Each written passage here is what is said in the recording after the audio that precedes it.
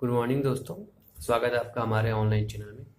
आज हम लोग हिस्ट्री को कंटिन्यू करते हुए हिस्ट्री का तीसरा क्लास लेंगे, जिसमें 600 ईस्वी पूर्व के जो समय में जितने नए धर्म आए थे उनमें से जो दो बहुत ज़्यादा महत्वपूर्ण हैं, जैसे कि पहला जैन धर्म और दूसरा है बौद्ध धर्म। तो इनके बारे में हम आज आज पढ़ेंगे हम लोग। ये इन दो धर्म में बहुत ज़्यादा कुछ कुछ समानताएं भी हैं और कुछ कुछ विसमानताएं भी हैं। तो वो चीज़ क्या है वो आज हम लोग डिस्कस करेंगे। जैसे कि हमने पहले क्लास में देखा था कि जो सिंधु घाटी सभ्यता थी वो समय बहुत ही श्रेष्ठ समय माना जाता है। उस समय समाज में विसमानताएं नहीं थी, जातिवाद का उदय नहीं हुआ था और कर्मकांड आडंबर भी उस समय नहीं था। उसी तरह वैदिक काल के ऋग्वेद ऋग्वेद जो काल है, ऋग्वेद पीरियड है, उस समय भी समाज में कठिनाइयां नहीं थी और ना ही जातिवाद आई थी। लेकिन जैसे उत्तर वैदिक काल आया तो समाज में कठिनाइयां आने लगी, कर्मकांड बढ़ने लगे, आडंबर बढ़ने लगे। तो लोगों का जीवन जो है विसमानताओं से भरने लगा। तो ये जो चीज़ें हैं इनको दूर करने के लिए महान लोगों का समय समय पर भारत में जन्म हुआ है और इन लोगों ने समाज में समानता लाने का प्रयत्न किया और नए नए धर्म के बारे में लोगों को बताया, नए नए धर्म का प्रचार किया। तो चलिए देखते हैं इन चीज़ों में क्या विशेष चीज़ें हैं और इनमें क्या समानता है और क्या विसमानता है। तो आज से 600 ईस्वी पूर्व कुल वैसे तो 62 नए धर्म आए, लेकिन उनमें बहुत ज़्यादा प्रचलित जो हुआ था वो है जैन धर्म और बौद्ध धर्म।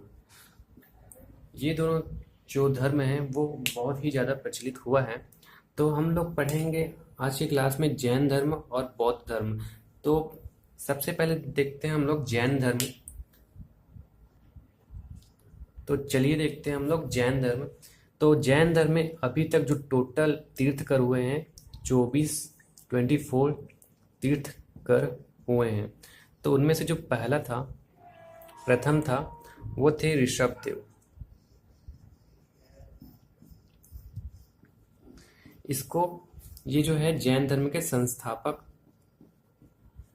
माने जाते हैं।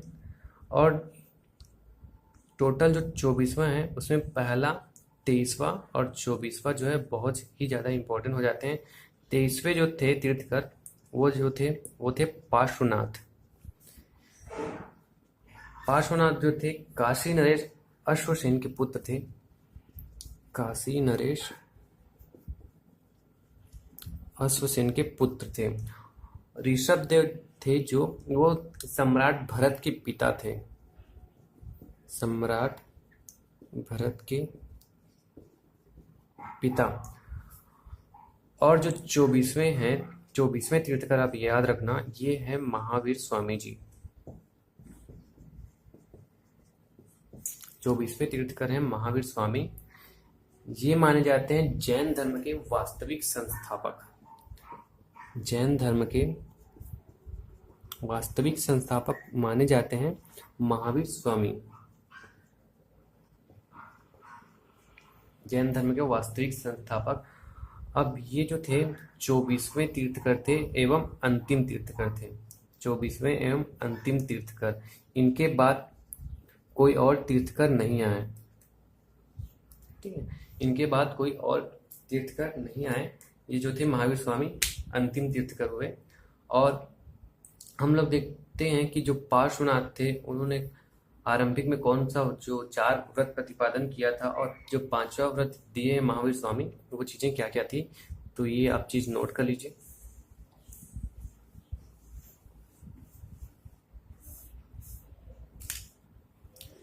जैन धर्म में पंच महाव्रत करके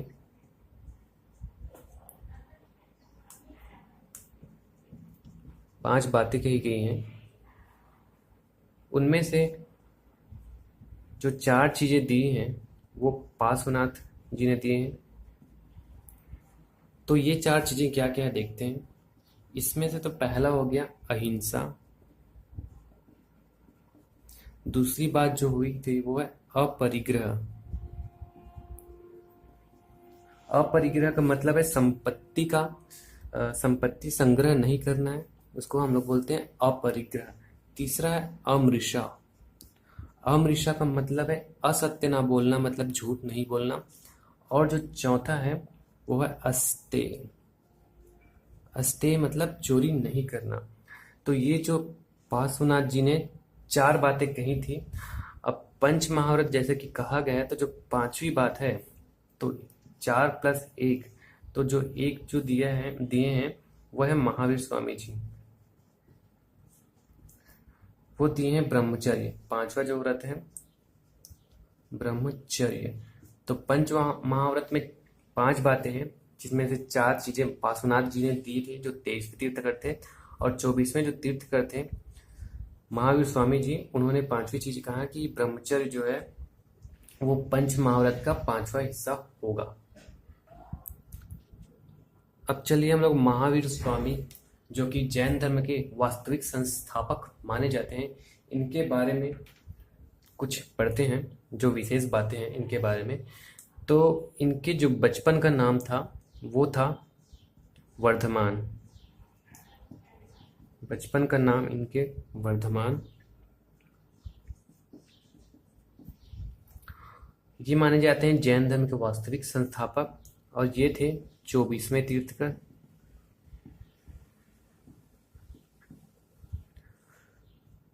इनका जन्म देखते हैं। जन्म इनका हुआ था 540 ईस्वी पूर्व, 540 ईस्वी पूर्व। और मृत्यु जो हुई थी इनकी वो है 468 ईस्वी पूर्व। अब बात हो रही ईस्वी पूर्व की, इसलिए 540 से पीछे चले गए 468। ये अब याद रखना, ईस्वी पूर्व मतलब ये BC है। अब जन्म जो हुआ था इनका वो है 540 ईस्वी पूर्व। कौन से ग्राम में? ग्राम जो था जन्म का वो था कुंडग्राम। कुंडग्राम वैशाली।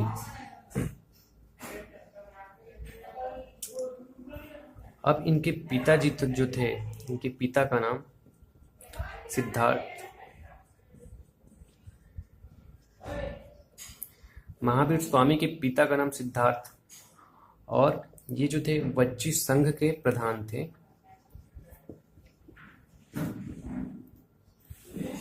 जो इनके पिता थे वज्जी संघ के प्रधान थे। और बहुत ही इंपॉर्टेंट चीज जाने जा रहा हूँ, ये जो थे जात्रिक क्षत्रिय थे। कौन सा क्षत्रिय? जात्रिक क्षत्रिय। और जो गौतम बुद्ध आएंगे वो आपका शाक्य क्षत्रिय है। तो ये दोनों कभी कभी पूछते हैं कि महावीर जो स्वामी थे वो कौन से क्षत्रिय वंश से थे, तो याद रखना जात्रिक। और गौतम बुद्ध जो हैं वो है शाक्य। तो ये रहे इनके पिताजी। अब आते हैं हम लोग माता। तो इनकी माता का नाम त्रिशाला। इनकी माता का नाम त्रिशला। और जो ये इनकी माता है वो है लिच्छवी प्रमुख चेलक की बहन। लिच्छवी प्रमुख चेलक की बहन थी।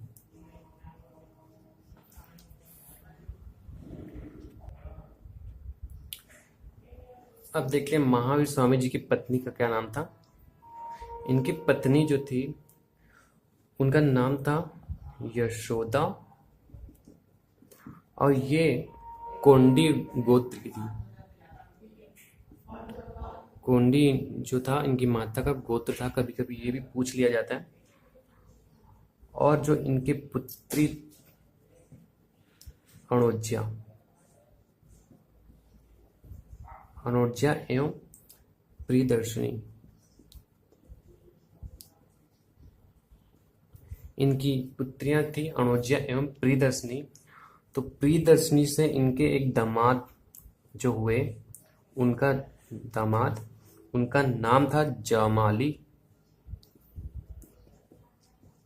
इनका नाम था जमाली, जो प्रियदर्शनी के पति थे। और यही जो जमाली हैं ये प्रथम अनुयायी बने, महावीर स्वामी के प्रथम अनुयायी। और इनको बोला जाता है कि जैन धर्म का प्रथम विरोध भी इन्होंने ही किया था। जैन धर्म का जो प्रथम विरोध जो है इन्होंने किया था।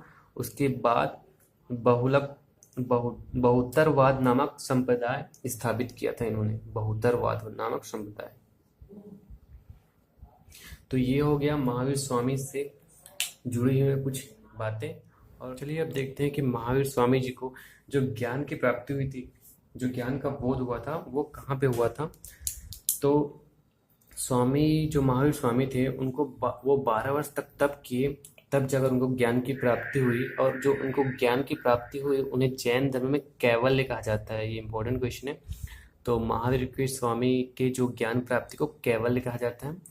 और ज्ञान की प्राप्ति इन्हें पार्श्वनाथ शैल शिखर पर ऋजुपालिका नदी के पास ग्राम जिम्भिका और साल वृक्ष के नीचे।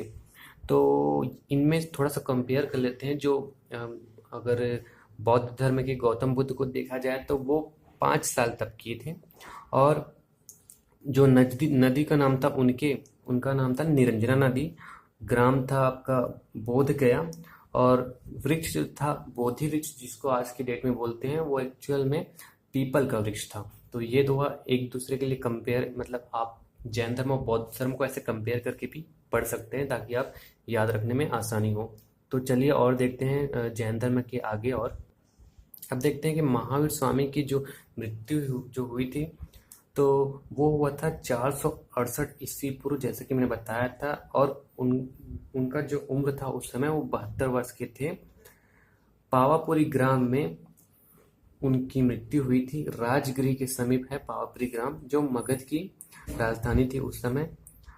और मल्ल राजा सृष्टिपाल के राजगिरी में इनका निधन हुआ था।